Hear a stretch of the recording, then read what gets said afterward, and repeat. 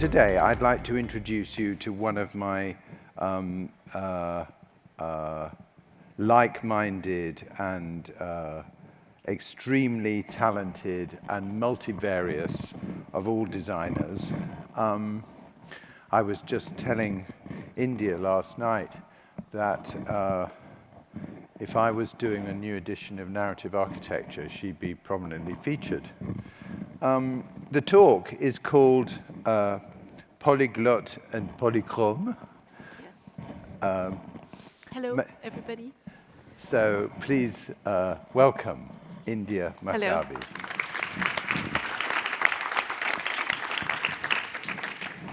So we're going to do this event as a conversation, Yes. an illustrated conversation.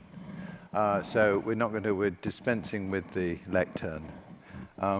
But just a few words of introduction. Polyglot, as I'm sure you know, means speaking many languages. And I can only speak two, but I know that I've benefited hugely from that. But India, bless you, you speak 5, 6? No. In reality, polyglot, polyglot is at the larger sense, meaning, you know, it's kind of a summary of my life, these two words that I've been using, polyglot and polychrome, because, you know, I was conceived in India, born in Tehran, moved at the age of a year and a half to Cambridge, Massachusetts. At 6, I moved to Germany, learned German. From Germany, we moved a year later to the south of France, had to pick up French, and then started my French education, studied Latin. And all of this is an exercise of your mind where you always have to understand a new grammar, a new language. You become sort of a chameleon. And a chameleon also changes colors in his own environment. So you're a bit of a chameleon then. So I've yet to learn more about your chameleon side. Exactly. I'm just beginning to understand you. But I do know that you studied architecture at the DPLG Paris. You studied industrial design at Cooper Union, graphic design at the School of Visual Arts in New York, and furniture design at Parsons. Well, that's quite a lot of qualification. Yes. There's a kind of poly something else, poly academy. Yeah, I'm a poly everything. Also in the diversity of the projects that I do. But those two things, the three things I did in New York were like, I always thought that I never wanted to become an architect, let's face it. And I wanted to go into film. I wanted to make movies. And at that time there was only one school in France, and so I thought I would be more like Fritz Lang, and I would study architecture, and then maybe I could move into films, and then that's why all my body of work has that quality of that, yeah. But wasn't there a moment when you were studying architecture at Columbia? Was it? No, that's not me. But also, I just wanted to say that those courses were concentrated on one semester. So it was like, you know, I didn't go through the whole course. So you didn't do 3 years each of these? No. You were actually weaving and designing your training yourself by adding in aspects of design which you thought were important. And also, it was super interesting because you know how education in France or Europe, maybe, I don't know, but actually what I went through in France was very much conceptual. It's only about the concept and how you come up with an idea, put it in, maybe it's the most important, but suddenly the education part that I got in the United States became very practical, very pragmatic. It's like how you come up with the idea, how you go and, you know. But that's typical of an American But the just do it kind of thing. Okay, well, let's move to some images, shall we? Yes, absolutely. So I think that one of the things, because this talk is about identity, and one of the things that I thought was super important is to ask yourself, how have I managed, I mean, I'm asking myself, how have I managed to reconcile my own identity and the identity of the brands or the clients I've been working with? And for that, you know, so I really thought that it would be interesting. We just started speaking about it to define myself, and those are the two words that I came up with, and it's not easy They're to... very strong. They're strong, and I think, you know, it takes time to define yourself. Sometimes you never do that, but this is how I... so just a little word about how I'm organized. You know, I'm based in Paris on one street, and I have my studio, I have a furniture showroom, I have a little store on the same street, and we design for anything from small objects like these rings to much larger projects, homes in the desert, or maybe hotels or restaurants, anything in fact. And I like the diversity of those projects. So is this one of the, this is a showroom? This is your first showroom? This is my first showroom. I opened in 2003 in Rue Lascaz in Paris. Which part of Paris is that in? That's in Saint-Germain. Really right in the center of the Paris. And what's interesting is that it's a very small street, and I have now nearly 5 outlets on the same street. Do you live in the same street? I live on the same block. Okay. So it's very local, and I'm trying to be global at the same time, so it's good. But it's a kind of a sort of a organization where, so we design, we manufacture, we sell, we distribute, and we communicate. So it's all sort of a little circle like that. And further to that, I've kind of tried to define all the elements that have created my own identity and I would like to take you through them. So one, of course, is color. Spelled the American way. Yes, I'm sorry. That's leftovers from Cambridge, Massachusetts. So this is probably one of my most well-known projects, which is the Gallery at Sketch in London. And it's a restaurant that was completed in a very short time. It's one big room. And Mourad, the owner of this restaurant, changes this gallery at Sketch every 2-3 years. And that year he had David Shrigley show the artwork here. And in fact, he asked me to, he said, David doesn't want to do anything but the artwork. Could you work on the space? And the way I work with color is sort of very contextual, just because the artwork was super provocative, and also all the spaces in this place were very eclectic, with a lot of different vintage furniture, old furniture, new stuff, very colorful. That was the aesthetic before. That was the aesthetic before, yes. With the installation of Martin Creed, yes? And suddenly what I did is transform this whole room into a pink burst of joy, I guess, to complement. Very uniformly applied, which is a very particular design choice, and the color of pink itself.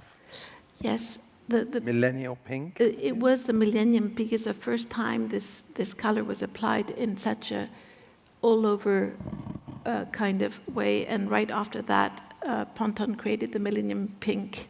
I don't know if it's after this, but suddenly this restaurant became the most Instagram restaurant in the world.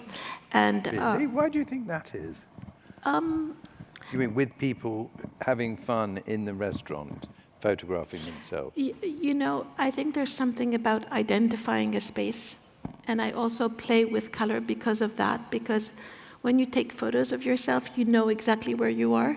You have that kind of identification, and suddenly the pink is completely linked. It's part of the identity of Sketch, and it's part of mine as well. And that's how I've managed to link both together.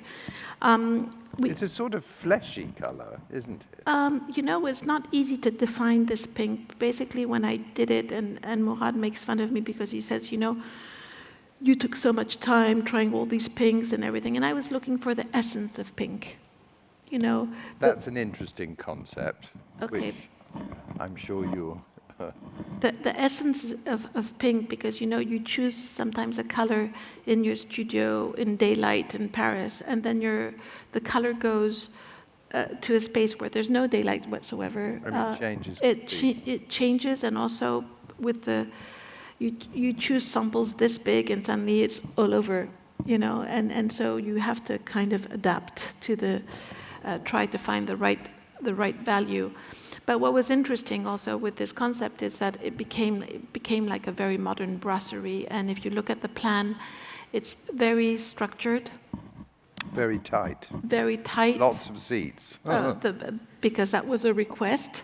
And I like my work is also putting together something that's very soft and quite structured at the same time. And it's a use of pink that is also quite masculine in a way, right? That's an interesting thought. Yeah. So these are a few images. This is just to say it's the most Instagram restaurant in London, and also the most copied one. I think there's at least 5 or 6 restaurants in the world. Do you regard, when you see a copy of what you've done, do you think that's a compliment or an insult? It's of course it's a compliment in a way, but it's totally annoying because they copy the furniture, all the way to the furniture and to the artwork, which is, I think that when you do something, you kind of do it because it's part of a whole concept, a context, and if you just take it, rigor. Exactly, and you take it out of that, I don't think it's. And by the way, very recently, David Strictly changed the artwork, and Mourad said, "I would like to change the room. Choose another color." I said, "No. Why should I choose another color? Why should we redo something that was so successful, first of all? And why would I choose? Which color should I choose?" So, in fact, when he went from just this, which is black and white, to this, I just said that I hired the pink a bit. So the pink is stronger in this version just because... Oh, you had it all reupholstered? We had it reupholstered because, I also dared the pink because he told me it was for 2 years. Had he told me that it would be forever, I wouldn't have chosen pink because I just knew it was like something, how pink can get, dirty in a restaurant and you don't want to deal with that. So we had to redo it after 4 years. And David wanted to change the artwork, and he put color, larger artwork. And he introduced color. That's interesting. And so not because you asked for it. No. Because he wanted to. That was his response to your. I think he wanted to move on because you sell the artwork. The artwork is sold, and that means he had to continue doing this, and he felt that he had changed. He had to move on with other pieces, which I totally understand. And so instead of changing the color, I changed the tone of pink. So it became a stronger pink. So that's for sketch. Now, this is a little club that I did in Milan that I presented. It's also a temporary thing that might last for I don't know how long. Nina Yashar from Nilufar Gallery in Milan asked me, she came to me last January and said, "India, can you design a club for me? I'm dying to have a club." And it's on the first floor of her gallery. And so Nina is a bit the similar background than I have, meaning she's multicultural. Her parents are Iranian, but she grew up in Milano, and she has this, she mixes everything together with so much talent, not only with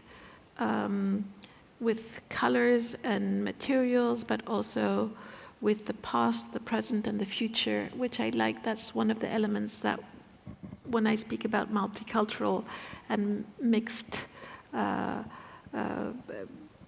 references, it's also including time. And so this is a view of what we did. And I took these banquettes that I Same sponge fingers as exactly, but seating in Sketch. yeah, and this is, I just added color to the night in a way, and we designed the wall covering, which is silk, and also I used an office-looking shades for the window treatments. So this is what it all looked like, and there's a little bar, and of course here you see Martino Gamper furniture, you see Joe Ponti armchairs, it's all a mix, Jacobson lights, and we did the tables here on the... Do you think this project reflects all your studies that I mentioned before of graphics, industrial design, architecture, and furniture design? I think it does. What it doesn't reflect so much is my ability as an architect, because it's just... Because it was a found room and it was a temporary project. Exactly, but one element, all my projects are very, my plans, I pay a lot of attention to the plans and to the flow, and how that circulates is very important to me. And the trouble is that when you work with so much color, people remember your color more than what any other part of the work you do. So I think this takes in consideration a lot of the things I do, except for using the flow and the which you can do, of course, a lot with. You know, I also like working on different scales, and I was asked to do also last year in Milan this bathroom for Bisazza. And there's so many stuff out there. There's so much work out there, bathrooms. And I said, what can I bring, you know? So maybe after 30 years of seeing white bathrooms, bathtubs, I thought maybe it's time to purify through color. So it's How many colors are there in the range? There's 3 colors. And I think I wanted people to wake up in a good mood. So, you know, there's a pistachio, a strawberry pistachio, and the third one is blueberry. So it all has this very ice cream kind of flavors. Also, part of my furniture range, this is one of my iconic pieces called the Bishop, which is made out of ceramic. And it was one of the first pieces of furniture made out of ceramic. I mean, I think in 2000 I did it for this hotel in Mexico City called Condesa de Fe. And where's it made? It's made in France. Most of my furniture is made in France today, by artisans or small factories, and I have 18 colors, and every year I come up with a new color, 1 or 2 colors a year. And I thought that's one of my iconic pieces. The other element that identifies well with what I do is a notion of softness and a notion of comfort. And when I speak of comfort, it's not just your body, it's also, I'm speaking about visual comfort. I'm speaking about, a sort of a modern comfort. So I would like to show you this project I did for Red Valentino, which is, they came to me to design their brand, to express what their identity could be in 3 dimensions. And so they would come with a brief, and they would explain who they're trying to target, what the Red Valentino girl would be about, you know. So they come and they tell me she's young, she's joyful, she's rebellious, she's dreamy, she's, you know, they have all these elements. And so this is my interpretation of I kind of relate youth to perfection, and perfection is round, is a circle. So I started playing with these this round circle patterned floor, which you can see here, which disappears slowly, and what you see. If we could just dwell on the floor pattern for a second. Of course, it's all based on the circle, but there's a lot of variation in it too. So what kind of effect are you looking for from the graphic aspect of the floor? Well, it's a variation of who one can be. In reality, it's not. You're always plural. You're never just one being. So the floor varies. You know, it's sometimes you're half and half of something. You're there and then you're not anymore. And I don't know. It was just a playful kind of, and I just want to show you this because it's the image I created for them. They asked me to create an illustration that was on the back of all the newspapers when the back cover of the newspapers. And so this is a summary of what I tried to express for them: a staircase that led to the moon, on a pattern that was that is becoming iconic for them as an. But it's also, its variation is very naturalistic. It looks almost like kind of petals falling from exactly a flower or confetti, or it has a randomness about it, and yet it's all within, it's confined to a grid. Exactly, absolutely. And so it's structured and unstructured, and it is. It's about variation within a language. Exactly, and so now they're using this concept all over the world, and I think that the shop in London is quite interesting because people come in just to sit on the sofa that you see here. I don't know, at the back, just to take photos. And they just come in and they feel comfortable. You're very conscious then of the need for Instagrammable spaces. Does that enter the design process, or does it just happen that it comes out that way? No, I think I'm conscious about. I think I've trained my eye to work like a camera, but before Instagram, it's always part of it. I kind of worked sometimes like a photographer or a filmmaker. I would like to have a first plan, a second plan. I use perspectives a lot. To really understand and feel the space. Yes, and also... Before it becomes made. So it's not any surprise then when it... No, it's not a surprise. When it's finished. No, I know what I'm controlling it. It's not just like I'm just doing it. It's a controlled... yeah, it's something that I want. So just move on. So these are just a detail of the sofa, of that softness, and I use a lot of velvet, of course. Velvet, I love velvet because it's a fabric that has some kind of, first of all, for its touch, has the softness, and also velvet is a fabric that allows you to get the deepest colors that you want, and a shade of colors. So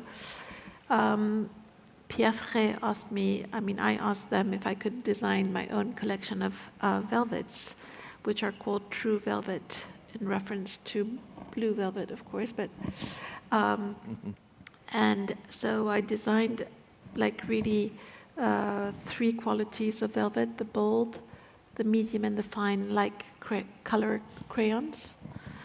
And along with these patterns, very graphic patterns, and so also for the launch we created this this decor, and we did the photo shoot.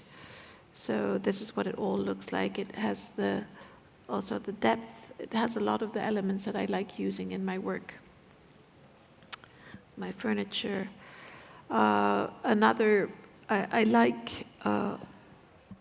think that identification can come also with graphic elements, and you can either have them on the floor or on with the fabric. I use them quite a lot.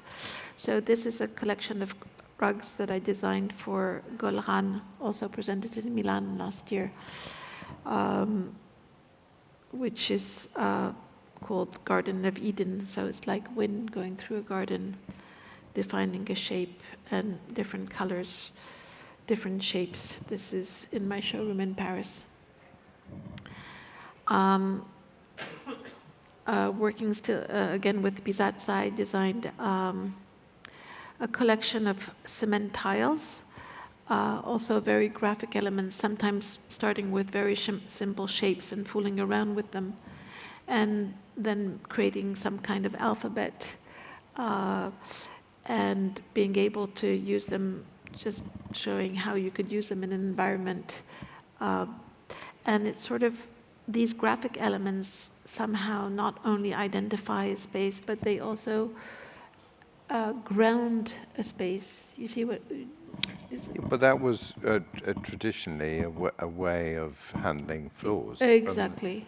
From time ever. immemorial, Yeah, exactly. actually. Yeah. But the difference with this is that it isn't completely regular, that it has a kind of grain, just like velvet does, because each little black is like a... It's a direction. It gives. It's a bit like a Google marker. Yeah, it's like a dynamic floor. You know, it gives a direction. This is a project we did in Arles for the Fondation Luma, and I was asked to do a refectory. Do you say that? A refectoire? Yes. Yeah. And also very short time to complete. We did these very, very long rubber tables with just colors, and that defined a very rectangular space. And it's just a view that I like. It works really well in the space. I wonder if any particular colors are where certain kids gather and that they choose colors according to their own tastes. I think that people... Because in that one, the red looks the most popular. Yeah, red, it's proven that red is good for appetite.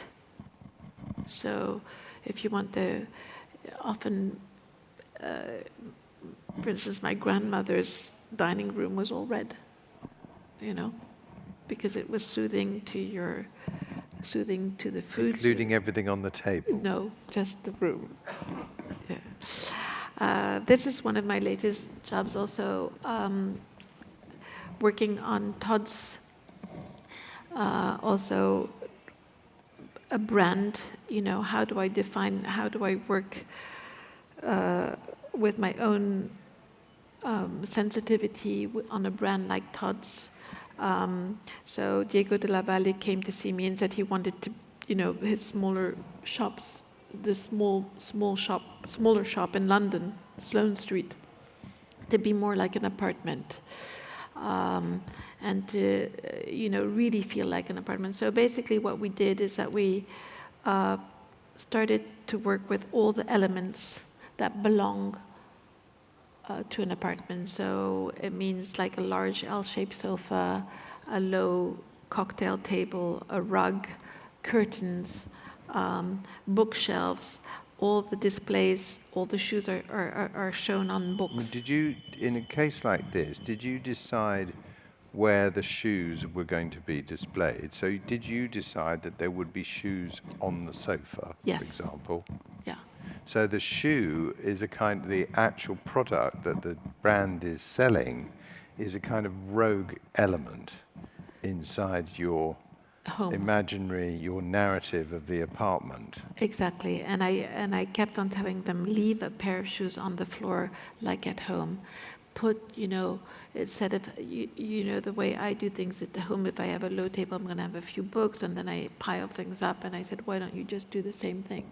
So instead of you pile shoes on, you just put shoes over a pile of books, and so then you should have a dining table, and your dining table... Put the shoes and on then you the put your shoes on your dining table, And also very important to have a very graphic floor, because there were, a lot of windows here. I just want to go back to this, because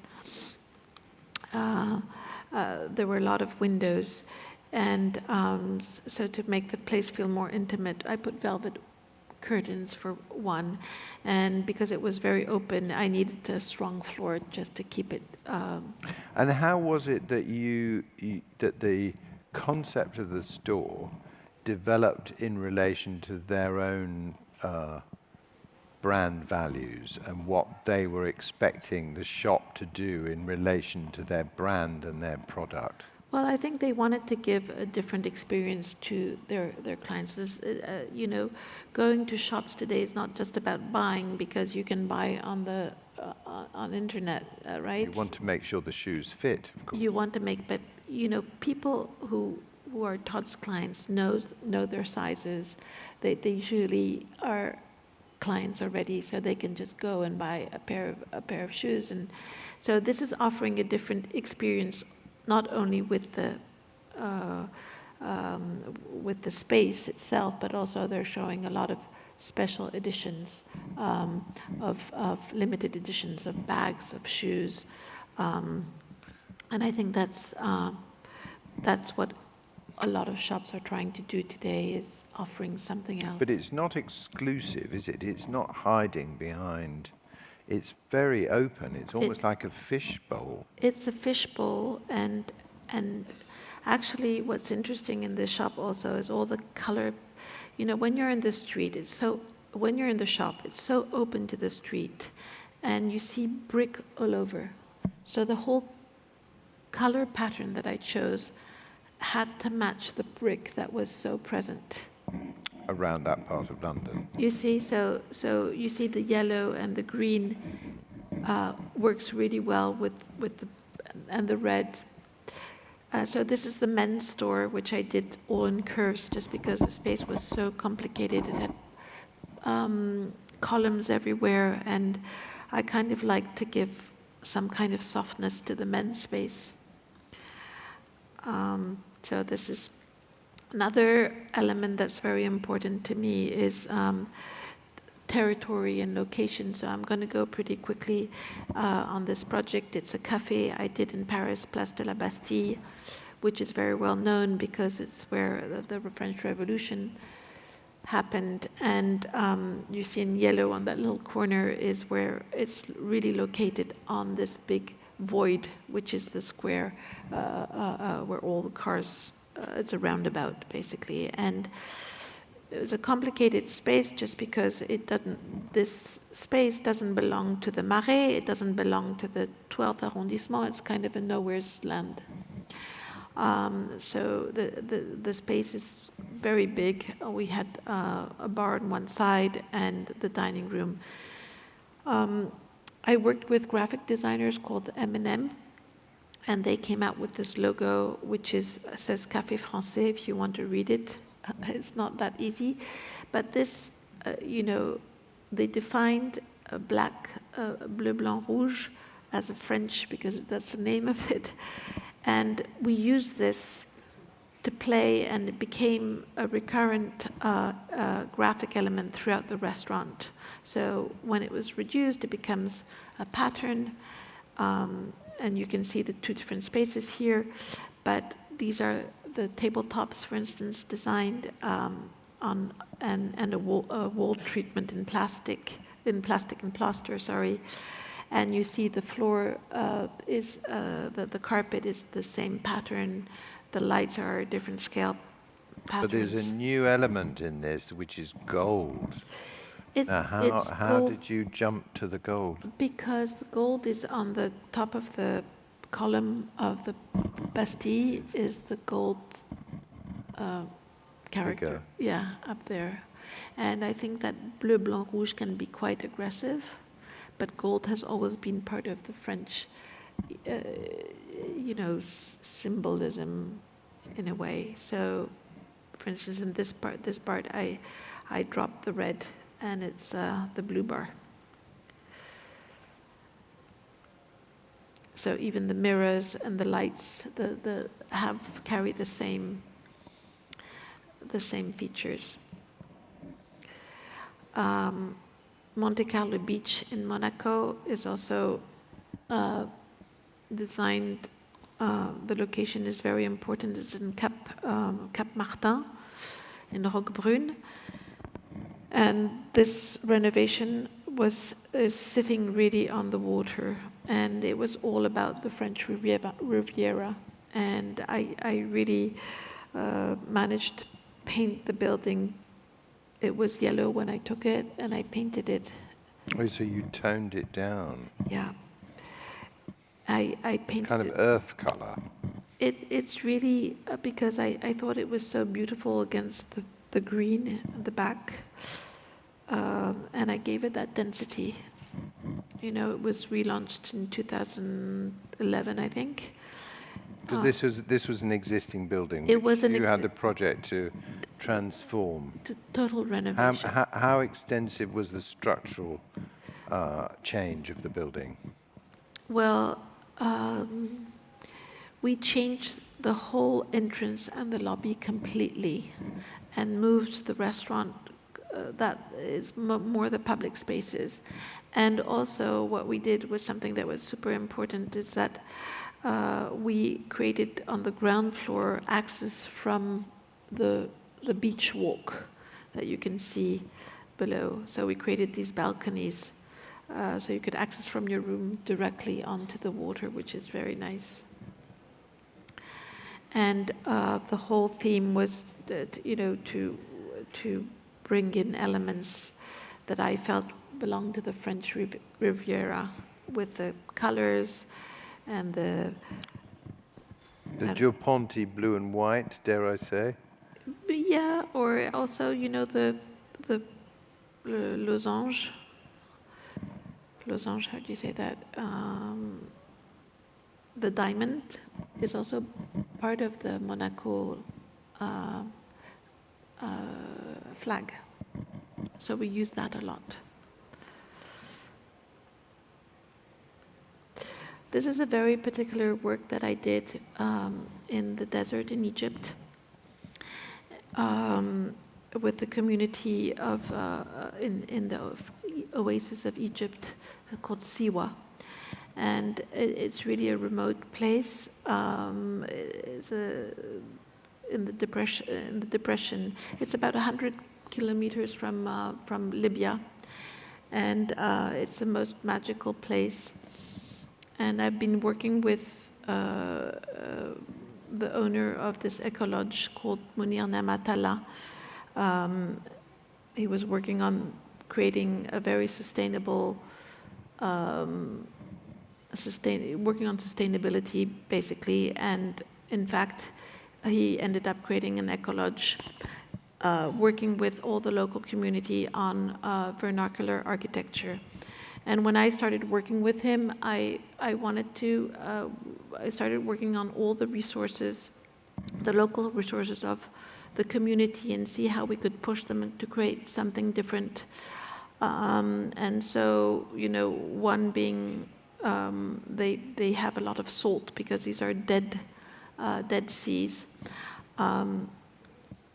So basically, the salt is taken, it's harvested from these lakes.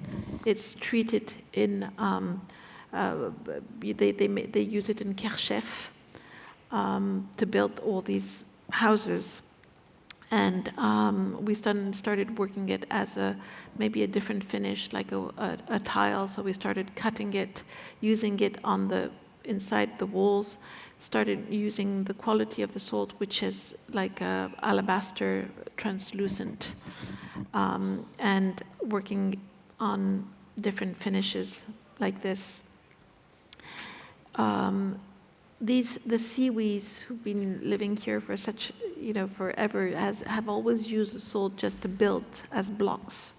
They would use it as stone, and they didn't realize that that the salt had this huge quality. So all this is very new for them. So this is what, for instance, a wall of salt could look like. And do you treat it to try to see? Is it sealed or? No, it's not sealed. But of course, it lives in the desert. So there's no real water, and it works very well. What they've done is that they've sanded it, like you can see right here. So we worked with rope, we worked with stone, we worked with a lot of different things. The one reason I'm only showing salt because there's only 2 minutes left, so I have to move quickly. The other reason is because we started creating objects in salt, which was totally new for them. And we created these votives carved out of salt. This is like a view in the one of I the want to be there. in the dinner at the dinner party because there's no electricity whatsoever, and so really the salt gives a fantastic quality. This has become a small industry, you know, because they found out that they could do that, and so there's not one little shop in the village in the oasis that doesn't sell these products. Not your products, but things, Well, things they that copied they've my invented. products, of course. You've inspired them. I've inspired It's them. kind of open source It's idea. open source, and one doesn't realize what the power of copy can do. You know, they just changed the whole economy of the oasis, which is great. So then the other thing that I'm attached to is I like the idea of making people dream a bit. And this is a total a show that I did, it's scenography I did for Homo Faber in Venice last September for the Michelangelo Foundation. And basically the show was showcasing the best know-hows of craftsmanship in Europe through maybe every single aspect of know-hows. Know-hows in maybe luxury, know-hows in you know, cars and vehicles, know-hows in glassware, you know, ceramic, and they invited a whole bunch of architects to do scenographies, and they asked me to work on on the craftsmanship within architecture and interior design. So what was interesting to me was really how I could use craftsmanship to create, to serve my imagination. So I did 2 pavilions in this, one which is completely in rattan, which is like an abstraction of a winter garden. Totally, I don't know if we have them, you can see in rattan, and the floor is made of mosaic. It was sort of a... that figure, the leopard or whatever it is. It's a tiger, it's part of the Douanier Rousseau. I used the Douanier Rousseau as an inspiration, and I did this big room like this. So did you do that leopard is your interpretation of another image? Yeah. And then we did this other room, which is like a merry-go-round. Here, you can see it here. Oh, this is a bit in a disorder, but it doesn't really matter. So do you prefer to explore through your projects people's actual living environments, or do you prefer a slightly imaginary fairy tale kind of environment? I think you haven't shown us any houses as such. No, because I see houses really like a portrait of the owner. It's like I really work like a photographer in that case, where the house has to look as much as the person living in it than the photographer. I'm just going to be like I'm just going to give a vision, my vision to it. But I really have a very respectful,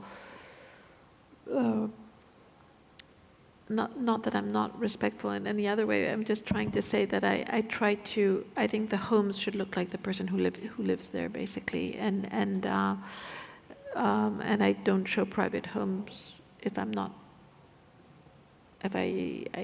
people don't really like that, I guess, you know, so I'm just showing.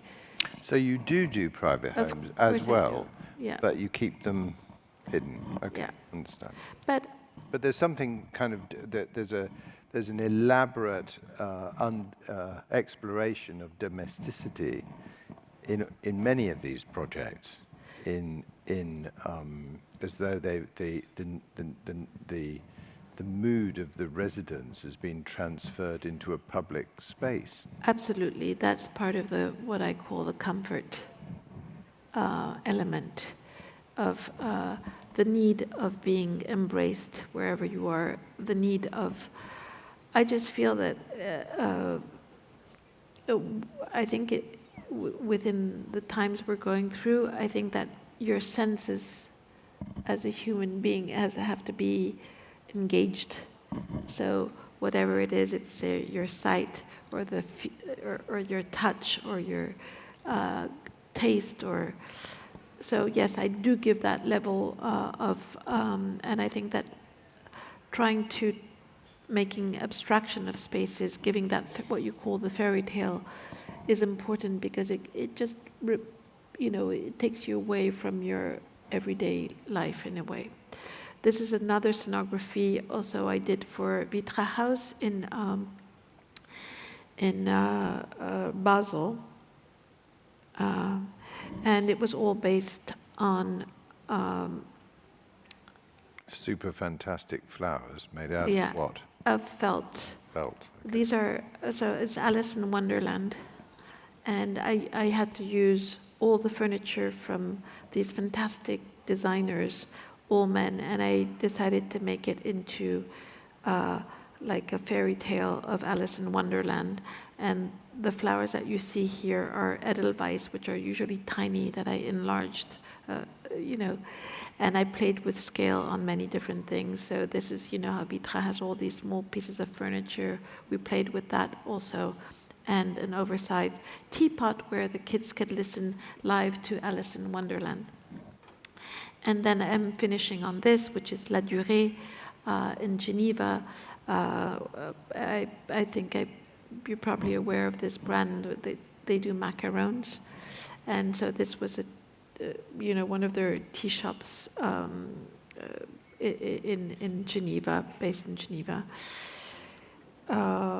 We did this big round room. This is what it looks like. And does it go with, in your opinion, it goes with the experience of eating those funny little macaroon exactly, because bright colors? Yeah, because you know what, we designed it, La Durée is about Marie Antoinette and Versailles. And so when they came to me to say, how can you reinvent this? How can you bring it to a modern time? I said, well, maybe Versailles is also the garden. The garden, you have all these lattice trestles that you use. And I thought maybe that's the element that I'm going to use, because I think La Durée is maybe a garden of delights. So then you start working on the garden feel, and everything reminds you of sweetness. They look like candies. The light looks like des meringues. Everything is sort of sweet. If you look at these elements that are the ceramic elements, they look like candy into the sofa, etc. And you see the macaroons embroidered in gold in the sky. So it's a sky of macaroons. This is what it looks like from the outside.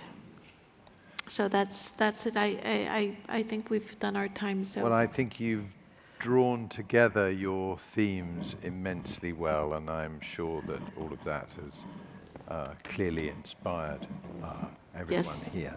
So thank you. Thank you very much. Yeah. Thank you.